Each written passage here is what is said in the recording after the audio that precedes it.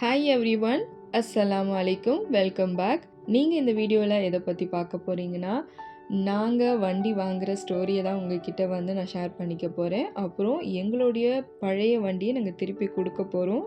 அதான் இந்த வண்டியை தான் நாங்கள் கொடுக்க போகிறோம். ஸோ அதுக்கு முன்னாடி நாள் கொஞ்சம் வெளியே போகலான்னு சொல்லிட்டு அந்த வண்டியில் கொஞ்சம் நேரம் நாங்கள் ட்ராவல் பண்ணோம்.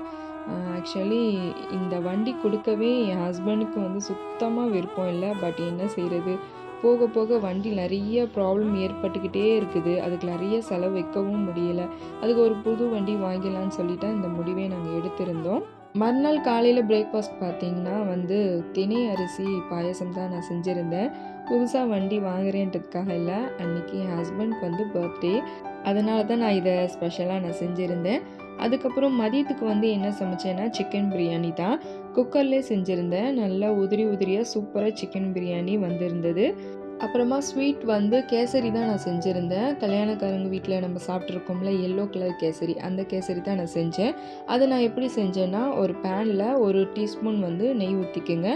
முந்திரி, பாதாம், திராட்சை, அப்புறம் ஏலக்காய் இதெல்லாம் வறுத்து எடுத்துக்கோங்க. அதிலே 1 கப் அளவுக்கு ரவையை போட்டுக்கிட்டேன்.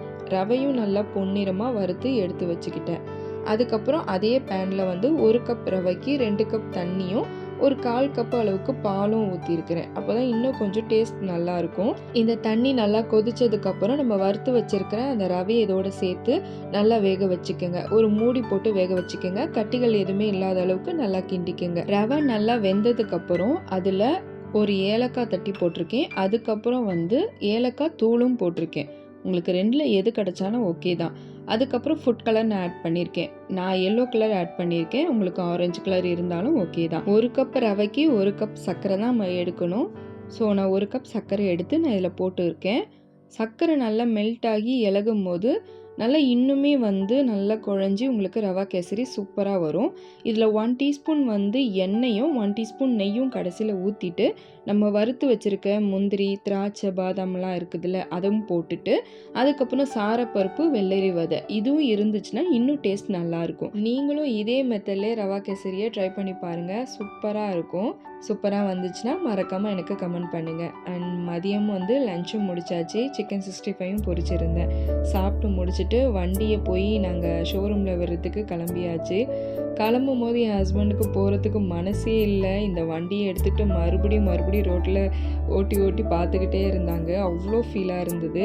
எங்களுக்கு புது வண்டி வாங்க போகிறோம் அப்படின்னு ஒரு சந்தோஷத்தை விட எங்கள் வண்டியை நாங்கள் கொடுக்குறது தான் ரொம்ப கஷ்டமாக இருந்தது. ஏன்னா இதுக்கு மேலே அந்த வண்டிக்கு எங்களால் செலவு பண்ண முடியல. அதுதான் மெயின் காரணமே. அதுக்கு தான் நாங்கள் இந்த வண்டி விடுறதுக்கே நாங்கள் போயிட்டுருக்கோம். இந்த பைக்கு கொடுத்துட்டு நாங்கள் பெரிய பைக்லாம் நான் வாங்கலைங்க. ஆஸ் யூஷுவல் ஒரு வேலைக்கு போயிட்டு வர மாதிரி இருந்தால் போதும், ஏதோ ஒரு வண்டி வாங்கினா போதுன்ற மாதிரி தான் மைண்ட்லேயே இருந்துச்சு. இந்த வண்டி நீங்கள் எல்லா இடத்துலையுமே நீங்கள் பார்த்துருப்பீங்க. நாங்கள் ஒரு 6 மணிக்கு மேலே ஷோரூம் விட்டு வெளியே எங்களுடைய வண்டி வச்சுருந்தாங்க. இந்த கலர் எனக்கு ரொம்ப பிடிச்சிருந்தது. ஸோ நான் தான் செலக்ட் பண்ணேன். ஃபோட்டோ வீடியோவில் பார்க்கும்போது ஒரு மாதிரி டார்க் ப்ளூவில் தெரியுது. பட் இதோடைய ஒரிஜினல் கலர் பீகாக் ப்ளூ. வேறு ஃபோன் எடுத்துகிட்டு நேரில் பார்க்கும்போது வேறு ஒரு கலராக தெரியுது.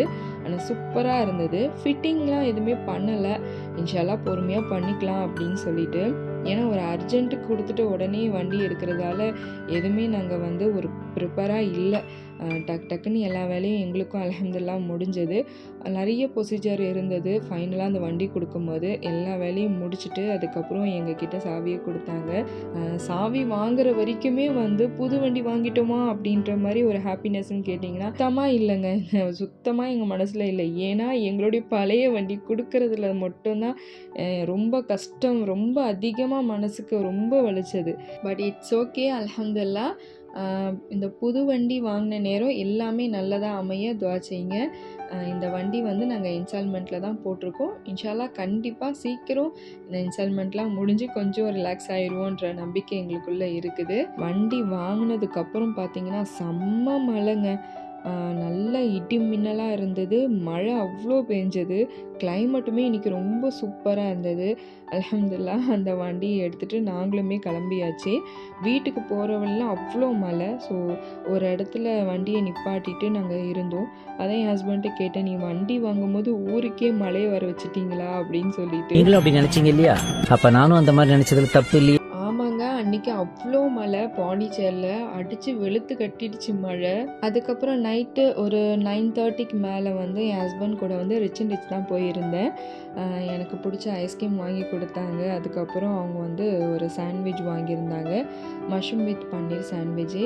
எப்போவுமே வந்து நான் இந்த ரிச் அண்ட் ரிச்ல நான் இது வாங்கி சாப்பிடுவேன். எனக்கு இந்த ஐஸ்கிரீம் ரொம்பவே பிடிக்கும். அத்திப்பழத்தில அந்த ஐஸ்கிரீம்ல அது ரொம்ப டேஸ்ட்டாக நல்லாயிருக்கும். அதுதான் வாங்கியிருந்தோம். அதுக்கப்புறம் வந்து ஒரு க்யூட்டான லாலிபாப் அவ்வளோ டேஸ்ட்டாக இருந்துச்சு. இது ₹10 தான். ஆல்ரெடி நைட் டின்னருக்கு வீட்டில் எல்லாமே வந்து ப்ரிப்பேர் பண்ணி வச்சுட்டு தான் நான் வந்தேன்.